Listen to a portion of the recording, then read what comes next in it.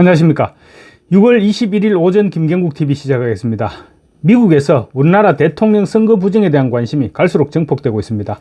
특히 국제선거감시단이 현지 시간으로 26일 워싱턴 내셔널 프레스클럽에서 한국 대통령 선거와 관련한 선거 부정 보고서를 발표키로 하면서 부정선거 문제가 우리나라 대선 부정선거 문제가 전 세계적으로 확산될 전망입니다.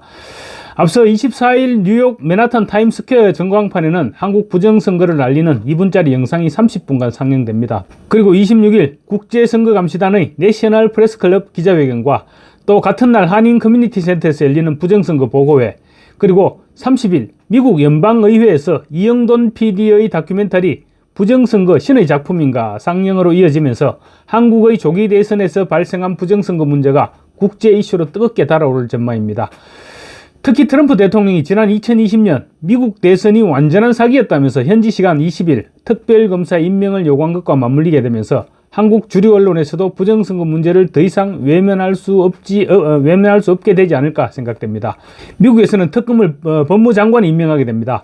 트럼프의 요구로 법무장관이 특검을 임명하게 되면 특검이 이러한 중국의 선거 개입을 미국 차원에서 전면 수사할 것입니다. 지정학적으로 중국 바로 옆에 위치한 한국은 이번 수사에서 핵심 타겟이 될 수밖에 없습니다.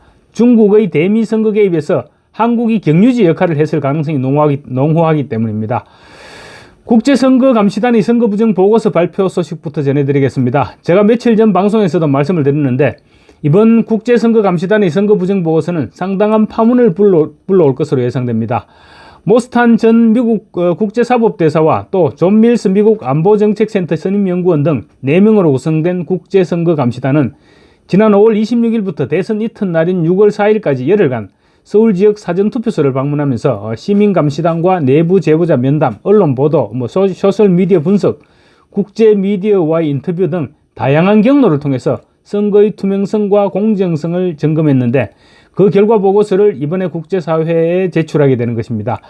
그렇게 되면 한국의 부정선거 문제가 국제적으로 이슈화될 수밖에 없고 그렇지 않아도 국제무대에서 인정받지 못하고 있는 이재명에게 치명상을 입히게 될 것입니다. 이들은 한국 대선 부정에 대해서 미국의 적극 개입 그리고 대사관 차원에서의 대응이 필요하다는 점과 대한민국 내에서 보호해야 할 인물과 단체의 긴 목록도 보고서에 포함될 것이라고 밝혔습니다. 그래서 서방 국제사회에 엄청난 파장을 예고하고 있기도 합니다. 이들은 보고서를 통해서 사전투표 시스템과 개표 및 통계 처리 절차에 기술적 결함 또는 비정상적 요소가 개입됐을 가능성을 지적할 것으로 예상됩니다.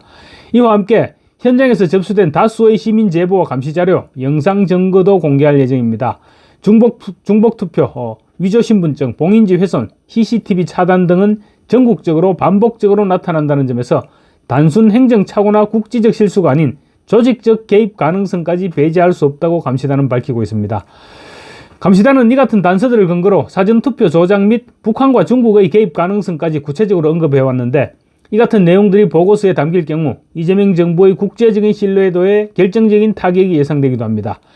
이번 종합보고서는 국제공정선거연합 국제선거감시단에 의해서 한국 및 미국 정부, 유엔과 국제선거기구, 미국의회, 그리고 주요 해외 언론사 등 국제사회 전반에 공식 제출할 예정이라고 밝히고 있어 파장이 불가피해 보입니다.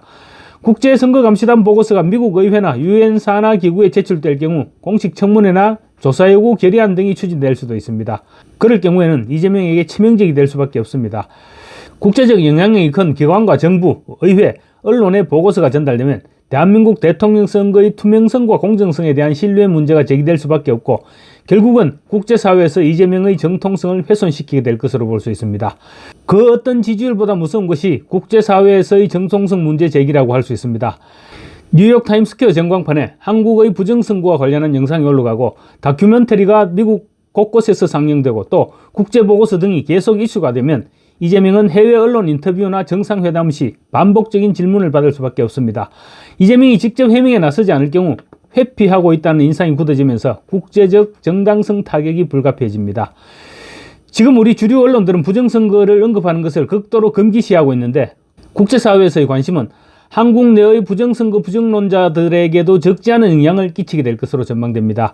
국제선거감시단의 이 같은 보고서 발표에 맞춰 21대 대한민국 대통령 선거에서 발생한 부정선거에 대한 보고 및 동포 간담회가 같은 날 워싱턴 DC 인근 한인 커뮤니티 센터에서 개최됩니다.